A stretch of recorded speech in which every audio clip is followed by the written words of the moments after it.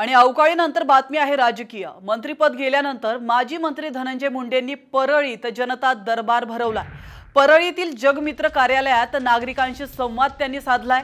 परळी विधानसभा मतदारसंघातील नागरिक, कार्यकर्ते, पदाधिकारी यांच्या समस्यांबाबत चर्चा करून त्यांचं निराकरण केलं जात आहे।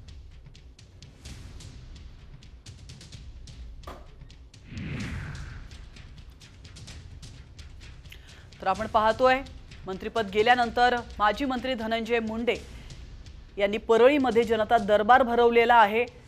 तर परळीतील जगमित्र कार्यालयामध्ये नागरिकांशी संवाद त्यांनी साधलेला आहे आणि त्यांच्या समस्या त्यांनी जाणून घेण्याचा प्रयत्न केलेला आहे। परळी विधानसभा मतदारसंघातील नागरिक, कार्यकर्ते, पदाधिकारी या ठिकाणी उपस्थित होते आणि यावेळी त्यांच्या समस्यांबाबत धनंजय मुंडे यांनी चर्चा केली।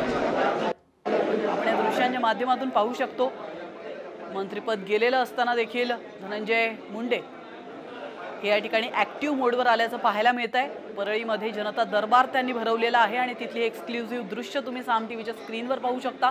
परळीतील जगमित्र कार्यालयातली ही दृश्य आहे आणि या ठिकाणी नागरिक जमा झालेले आहेत।